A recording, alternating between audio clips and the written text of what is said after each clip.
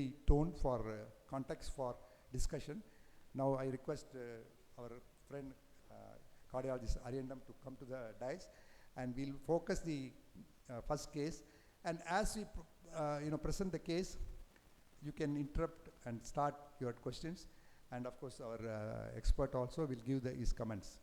So please welcome our cardiologist Ariyandam with a round of applause, please. Yes, sir. I think the dose of what you take is not good. Your energy is not that good to. I don't hear the clapping sound also. Once more, with little more. Yes, good. And I'm very happy. My eyesight is now. I'm testing my eyesight. It's good. I thought there will be a computer laptop here. No laptop, and I could not see the distance monitor. But I could manage. So I'm very happy.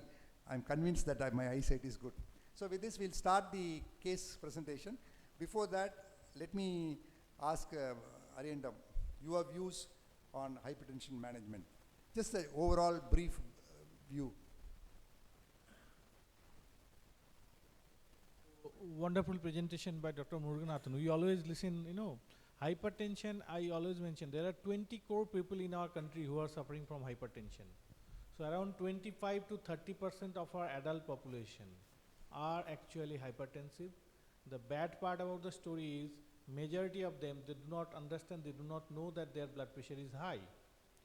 So if we really want to, control, if you see the current available evidence, only 12 to 14% of hypertensive individual in our country actually achieve the blood pressure goal. So that is not acceptable. In 2023, we cannot accept, because hypertension, as we all know, is the most important cause of mortality and morbidity across the globe. So if in our country, only 12 to 14% of the hypertensive population have their blood pressure under control, that is actually not acceptable, and we are all responsible for it. We are all responsible for it. So we need to increase the detection of blood pressure. We need to increase the achieving the target blood pressure. So whatever means, whatever stones, we need to unturn them, and then only the benefit will be passing on to our patients. So that is very important. Very important. And it's not that I always mention, I have seen many gynecologists, many endocrinologists, they do not measure the blood pressure. How you are going to detect so many people who are hypertensive? At every medical contact, you should make it a point, at least blood pressure should be measured. Whoever, if you are holding an MBBS degree, you are capable of measuring blood pressure. So it is the very useful way to detect many of the hypertensive people, because hypertension is an asymptomatic disease. It seldom produces any symptom, similar to diabetes. So only way to detect it, to measure, to screen. Every medical contact, we should try to measure the blood pressure. Then only it will be hammered. Many people, it becomes difficult for us to convince them that even if you are asymptomatic, your high blood pressure needs some attention. It may be pharmacotherapy, it may be non-pharmacotherapy, but at least you should know your numbers. And then only, you can detect the undetected people, as well as the benefit will be passed on to the patients. Thank you, Ariyandam. Please project the first case. It's a simple case. Yes. Mr. Kumar, a 42-year-old man, an IT professional with a history of raised blood pressure readings during annual medical health checkup, seeks consultation. He reports feeling weakness and is concerned about his elevated blood pressure. Mr. Kumar has no prior history of cardiovascular events, but notes a family history of hypertension and heart disease. He has a sedentary lifestyle, a BMI of 29, smoking for 5 years, an initial blood pressure reading consistently measured around 150/90. Now tell me, from the audience, what initial diagnostic steps would you recommend for patients to confirm the diagnosis of hypertension? How much family history plays important role in diagnosis and management of hypertension? I think some of you can, yes. John. Give floor mics.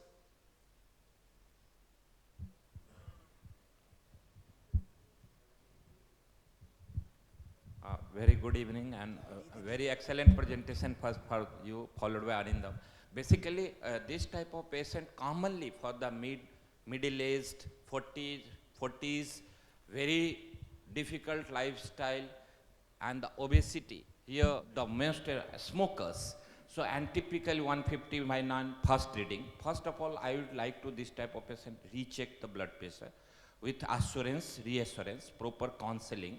But in background of the strong family history and all these things, without delaying, I would like to recheck up with the basic investigation, starting from the ECG, routine blood pressure, routine urine, albumin, creatinine ratio, and all basic.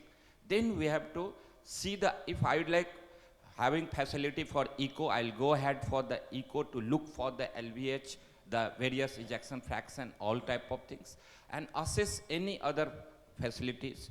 And then we have to start the, as with due correction of the lifestyle, we have to reassure them weight loss followed by the pharmacological treatment. Thank you. Now the questions is which treatment, whether we start with We'll come to it one by one. Yes. Thank you very much. Now, you have given a lot of investigations, but I just want to know, how do you confirm the diagnosis of hypertension? Sir, ambulatory BP monitoring can be a very suitable for measuring the BP variability and the nocturnal blood pressure, which we don't measure usually. And a single reading doesn't give any information. So we need to confirm. And in the ambulatory blood pressure, now there are facilities of non-cuffed blood pressures which are in the pipeline but not calibrated. So we have to depend on the cuffed blood pressure monitoring system that will give adequate information for initiation of an anti-hypertensive agent. Thank you very much. Actually, now some of the guidelines, international guidelines say, when you check the blood pressure in the office or clinic, that alone is not enough. You should confirm outside office blood pressure, like home blood pressure monitoring or ambulatory blood pressure monitoring. And as he said, with the one finding, you should not treat a patient. But in case if the blood pressure is more than 160, 110, you need not wait. You can straight away start the treatment. If it is borderline, then you can check second time. Also counter check with ambulatory and home blood pressure monitoring. Arindam. Yeah, I fully agree because many factors they play. We all know about white coat hypertension. But the problem is, if we do not treat that is also not good, because both act of omission and act of commission are not acceptable. So this is a very serious issue. Apart from, very important is the confirmation of the high blood pressure. It can be done very nicely with ambulatory blood pressure, but the problem is many times huge population, 20 crore population in our country are hypertensive.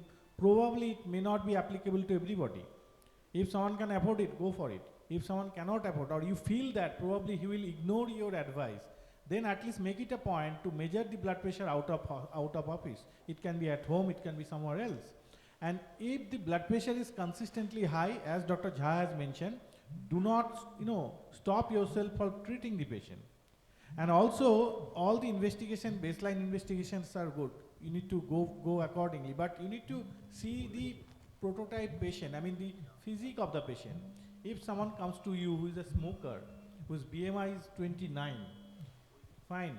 So apart from the end organ damage evaluation, you can also try to at least basic evaluation of the secondary causes of hypertension. So if I get this kind of patient in my OPD, I'll definitely look for, at least I'll try to evaluate the possibility of obstructive sleep apnea. Fine. So there are very easy question here. You can go for it. It's not mandatory to go for sleep study, I mean the polysomnography all the time. But you can ask few questions which might clinch this diagnosis. Now people will start shouting whether giving the CPAP therapy or those things probably is not going to help in terms of mortality reduction. There are some conflicting evidence in terms of CPAP therapy and reduction of blood pressure, whether it is actually good for, but that is not the issue. If the thing is there, you need to detect it. It will open up many avenues. So that is how I think we should all proceed. Sir? Very good. Yes, I agree. Suppose somebody, you check the blood pressure is 140/90. Let us say 140/90. As I said, you please reconfirm with home blood pressure monitoring. Suppose the blood pressure in home is less, it indicates it is white coat hypertension. Suppose the blood pressure in the house is more, it is masked hypertension. When you think it is masked hypertension, you look for any hypertension mediated organ damage. So how do you diagnose masked hypertension in the clinic? Somebody comes to you regularly and the blood pressure is always under 140/90. But suppose they have albuminuria or eye changes, some hypertension mediated organ damage, you suspect ambulatory blood pressure monitoring, and there you do home blood pressure monitoring for 3 days, you can confirm.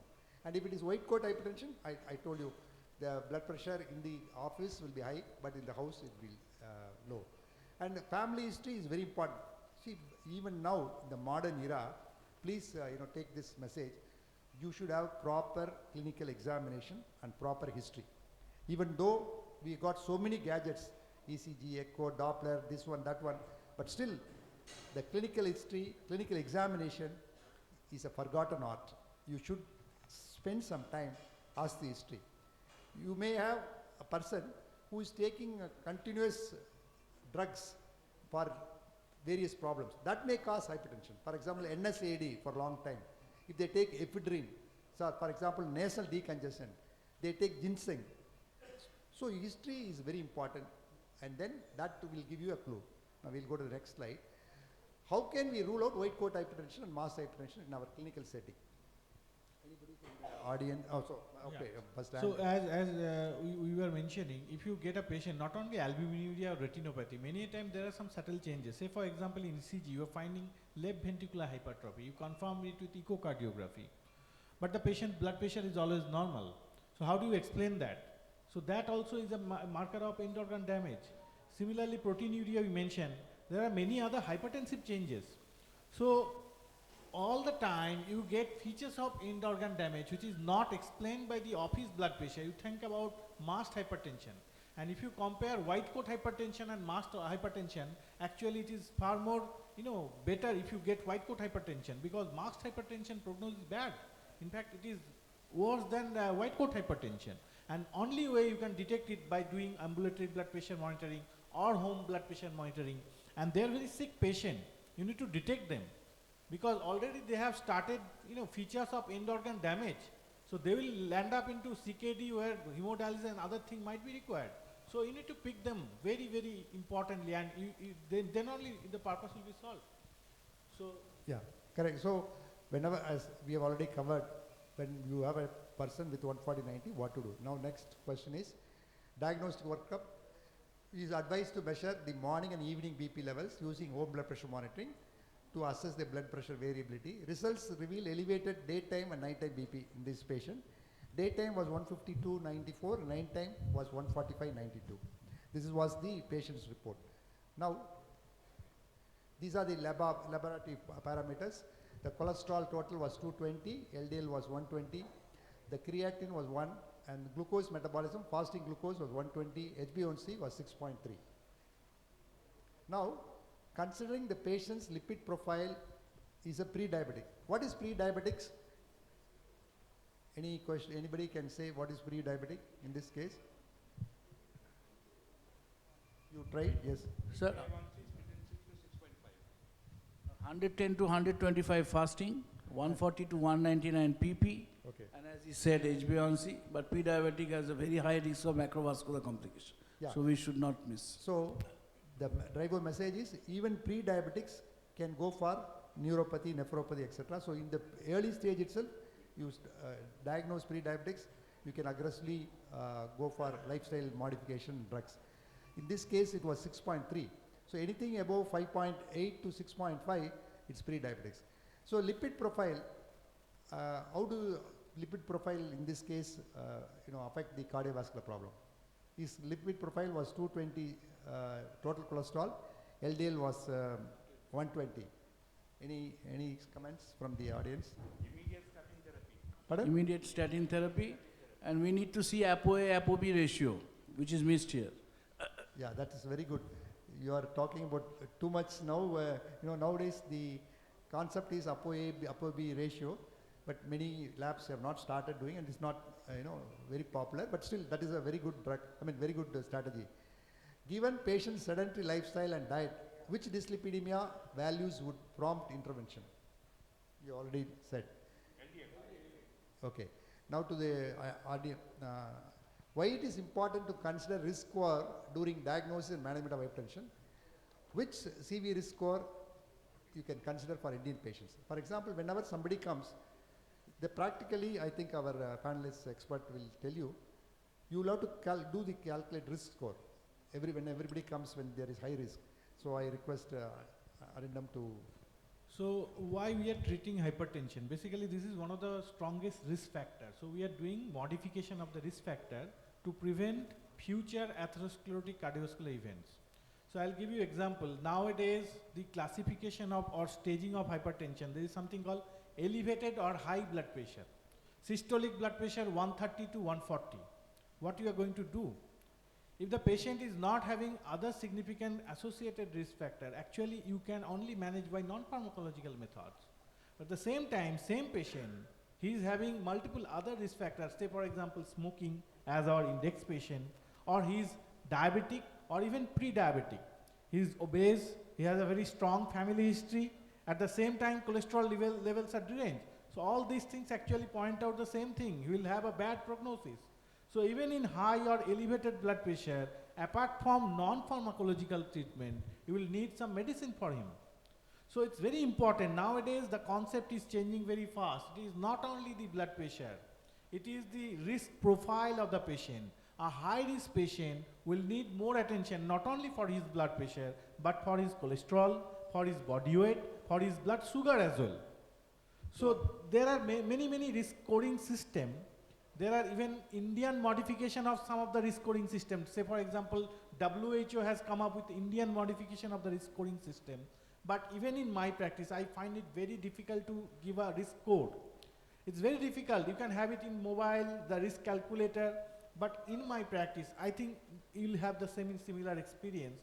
It's not very easy to give a risk code to all your patients. So you should see the patient in a holistic way. So all the other risk factors, which are established risk factors, if they are actually present in your patient, you should be very cautious in all the aspects. This is a very serious patient, and all the things needs to be taken care of. Yeah, very well brought out. Somebody has got high blood pressure, you know it is a risk. But even high normal blood pressure with some risks, for example, smoking, dyslipidemia, diabetes, you should be very aggressive. And you should also consider hypertension with risk factors, hypertension with comorbidities in a different category. Now recently, 2023, about a month ago, European guidelines have come. They staged the hypertension into 3 stages. This is the first time this staging has come. What is 3 stages? Stage 1. Stage 1, when blood pressure is normal, but they have 1 or 2 risk factors. Stage 2 is hypertension with diabetes or some CKD. Stage 3, cardiovascular disease with CKD. So now they are staging the European guidelines, stage 1, stage 2, stage 3. If you see this diagram, stage 2, suppose somebody has got only 140/90, if they have diabetes as a risk factor, it comes as a stage 2. So that is how now they stage, and then as our expert said, you should always look for risk factor, you will always look for comorbidities. So risk assessment, as he said, you can use any score. There are a lot of scores are available, right from Framingham score to GBS score, JBS score, so many scores. You take one score in your table, keep it in your clinical table. For age means suppose somebody is above 40, so, risk is like this. Blood pressure level elevated, smoking history, family history, increase in lipid parameter. For everything we can do the risk assessment, and there is a score like this. If you see this patient, age is 42, cholesterol, so put together this risk score is 17. So somebody has got risk score more than 7, it's highly risky. So you will have to calculate the risk score. For that you have the tabular column or paper in your clinic. So whenever somebody comes, within 30 seconds you can assess the risk score. So you can use any of the, whatever he said, WHS risk score or JBS score. And idea is you can calculate the risk by doing this. Next is, as he said, the ECG was taken for this patient. It showed LVH, so left ventricular hypertrophy. So when you have LVH, measurement of arterial stiffness using pulse wave velocity also shows there is an early vascular damage. And this patient hypertension stage 1 associated with below risk factors. What are the risk factors? One is dyslipidemia, smoking, pre-diabetics without microalbuminuria, early diagnosis of increased arterial stiffness and LVH. So this patient did not have microalbuminuria. Now I request Arinam to answer this question. With patient hypertension, diabetes diagnosis and absence of microalbuminuria, what further assessments are needed for renal function and how might this influence the choice of antihypertensive therapy? So I think urea and creatinine, if your facilities are there, apart from microalbuminuria, urea creatinine you should measure to all your patients. And at least one at the baseline and after starting the treatment, because as we were discussing, many a time we are giving nowadays combination pill from the very beginning, low dose combination of 2 pills, say for example one calcium channel blocker, another ARB is a very commonly practiced combination pill. Now if you give this pill, the ARB, ideally you are supposed to see the baseline creatinine and how it is getting increased, because in some subgroup of patient it might get elevated and you need to modify your treatment. So albuminuria is very important. Apart from that, urea creatinine at least should be measured to all the patient if you have the facility. Yes, nowadays the nephrologists also advise UACR, urine albumin creatinine ratio. Very simple and it is a good marker. Now for the audience, what are the key elements of management plan for this patient? Which antihypertensive medications will be prescribed to the patient first? From the audience, whatever you suggest. Yes. ARB and CCB. Pardon? ARB with CCB. Now, first, lifestyle modification. Okay, very good. Number 1, take care of the obesity. Number 2, quit smoking. That's very important. Okay. Number 3, dietary restriction. Okay, Number 4, mild to moderate exercise. So Very this good. is lifestyle modification is first. okay, And then you recheck the patient with a BP of 150 by 90. Give the patient a time to say about 1 month. Again, reassess him. In the meanwhile, you do the home blood pressure monitoring also. very good. Then after that, I think it's better to start him on a medication. Yeah, okay. Yeah, somebody was saying CCB with ARB. Somebody was saying? Why? Why ARB in this case? Yes, yeah.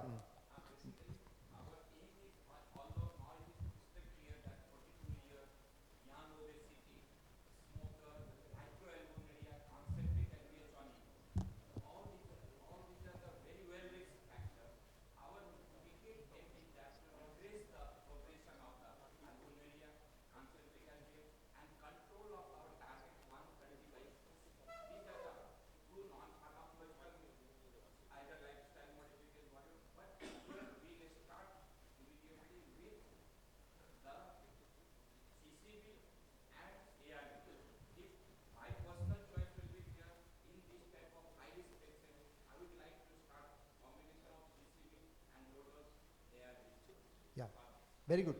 I think all of you have. Yeah.